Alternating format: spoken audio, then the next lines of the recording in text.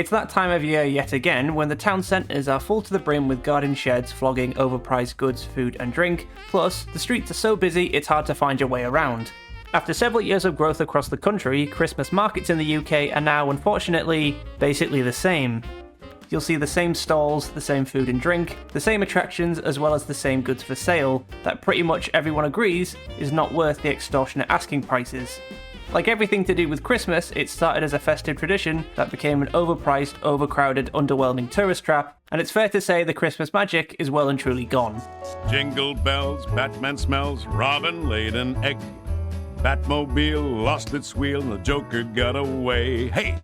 This isn't a new problem for Christmas markets, as the sentiment towards these markets this year is the most negative I've ever seen them, particularly towards Edinburgh. While Edinburgh usually ranks highly on the list of best markets in Europe, for some reason, this is a market that's gotten so bad it's now been described as hell on earth. Overcrowding is a major issue as every year the crowds get worse, but based on the reviews this year, this market is actually quite small, which would explain why the crowds this year are so horrendous. The food being overpriced is a common issue according to the reviews, with complaints that it's cold and the servers are now asking for tips. Based on my experience at Newcastle's market, the outdoor bars are usually pretty full by 6 o'clock on a weekday. The overcrowding in one particular market got so out of hand it was described as dangerous, and even had the knock-on effect of getting the market cancelled. But another issue with Christmas markets that's reared its ugly head is kind of like dropshipping. At Belfast Christmas Market, this Just a Girl mug was on sale for £14, which is apparently on sale for just a £5 on the website Shein. I wasn't able to find it for a £5, but I did find the same mug on Amazon for less than £10. There was also Starbucks reusable cups on sale for £20, but you can get them on Etsy for half that price. There are also these paper lanterns which are on sale for £15, meanwhile you can get them on Temu for just £2. When you see article titles saying overpriced tat, this is exactly what people are talking about. If you've been to any Christmas market, you'll be familiar with the bratwurst in a bun for £9, a Yorkshire pudding wrap for £12, or a hot chocolate for £5.50. Or how about this steak and chips, exclusive to York, for £14? This whole planet runs on greed. There are the usual suspects of fudge, where 3 pieces can cost you anywhere between £8 and £12. At a glance, you'd be forgiven for thinking this was soap. And of course, the marshmallow stand, an enigma that only seems to appear at Christmas markets. They remind me of Tunnock's tea cakes with a few different colours, selling for £18 for a box, or £2 each. This actually makes a Greggs £2 festive bake look like a good deal. There are several videos of people visiting markets and giving themselves a budget of £20, and it never goes very far. You'll be limited to 1 drink, 1 small gift, and at a push, maybe some food. Most of these prices are based off what I've seen at Newcastle's market, as the prices in places like Birmingham are even more expensive, with hot chocolate going for £6.80 and a pint being £7. Meanwhile in London's Hyde Park, the cost of a pint can now go as high as £12, plus there's even a £7.50 entry fee.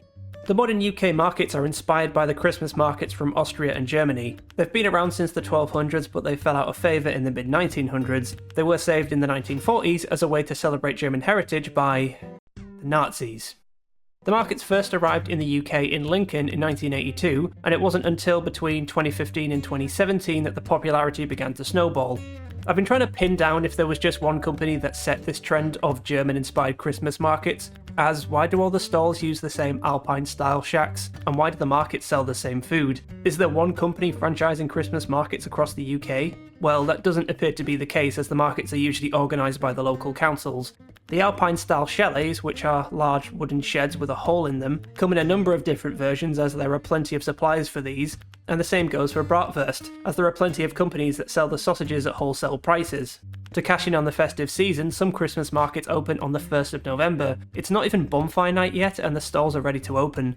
But if you think that's jumping the gun a bit, in order to sell at the York Christmas market, you need to apply for a stall by the middle of March. With the Christmas market growing in the city of Lincoln, the crowds became so large the city council cancelled the market in 2023 due to the health and safety concerns, and a motion to bring back the market in 2024 was also rejected. This is a city of less than 190,000 people. In 2022, the expected number of visitors was estimated at 250,000 people, but the crowds went as high as 330,000. Even though the media coverage of Christmas markets in general is pretty negative, the decision to axe the market was met with outrage. Judging by the reviews from 2022's market, it was described as being dreadful, horrendous, horrific and traumatic, with a number of people calling the market dangerous. Honestly, I'm surprised no one called it hell on earth. Never mind. The market was estimated to bring in £13 million to the local economy, as a number of people will travel from outside of Lincoln, so those hoping to set up store for the market and nearby local businesses that relied on the influx of tourists were left out in the cold. While everyone reported that the Christmas market was being cancelled due to health and safety concerns, according to the City Council, the estimated cost of putting the market on in 2023 would have been £750,000, but it would have made a loss of £260,000, which, if true, isn't that surprising, as around 10 years ago the Christmas market was still making a loss. There is this lengthy Q&A and report outlining even more reasons for cancelling the UK's oldest Christmas market. Other factors included the high year-on-year growth and the location of the market being unsuitable for spreading it out over a larger footprint. They say that ticketing the market was seen as being too difficult due to so many points of entry, and again the small city centre of Lincoln is an issue. It's predicted that spreading the market out over a larger area would have also increased the cost. While Lincoln's Christmas market was cancelled, this wasn't the only market to get the chop in the run-up to Christmas. A number of events were cancelled due to the rising cost of living in 2023, and this unfortunately makes sense as several councils had declared bankruptcy in recent years. High inflation has pushed up the prices of goods and food for sale, and if some of these markets are making a loss, that could explain why Edinburgh's market has been scaled back. It's given the scale of the market now, 320,000 people visiting in December, that December weekend just gone, bringing over £13 million to the economy. A lot of that does stay here. So Lincoln's market had a record attendance of 330,000 people and apparently brought in £13 million to the local economy, but the market still somehow made a loss. This could speak to these markets being unsustainable given the rising prices every year. While they still pull in the crowds every year, for many, these markets are a double-edged sword. If a business is located right next to the market, it will likely see an increase in footfall, but if a shop is not on the same street, then it may have the opposite effect, as the market will draw people away from these businesses. According to the York Christmas market organisers, 80% of the traders in the market hail from Yorkshire, which sounds good on paper, but Yorkshire is massive. The list on the website shows off a number of York-based companies, but a lot of these are from all over Yorkshire, which unfortunately may take business away from companies based in the city of York. My thinking is, if you're a small business losing trade to the Christmas market, it probably means you need to get yourself a stall, so you apply for next year's market, meaning the council needs to add more room for the growing number of stalls, and the cycle can repeat every year. For all my complaints, I will admit that the Christmas markets do look great and feel quite festive. They do have some economic benefit, even though it's not felt by everyone. But with so many markets feeling the same and selling the same stuff, these markets now feel more in line with Disneyland and Las Vegas than the real thing. It's like instead of going to Europe, you can go to visit the Paris Hotel in Las Vegas, or instead of going on safari in Africa, you can visit Disney's Animal Kingdom Lodge. And why are these markets ripping off similar markets in Germany anyway? These markets were brought back as a way to celebrate German heritage, but why don't we have UK markets that are inspired by, say, Victorian history? What I also find kind of annoying is in a city like Newcastle, the Christmas market is on the same street as Granger Street Market. This is a Victorian indoor market dating back to the 1830s.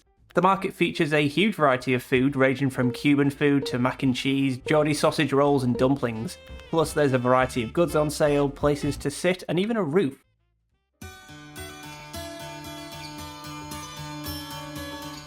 My favourite Christmas song is I Believe in Father Christmas by Greg Lake, a classic misunderstood song that bemoans the commercialisation of Christmas. As soon as you grow older, the magic seems to fade compared to when you were a child. Despite the song being from 1977, it grows more and more relevant every year.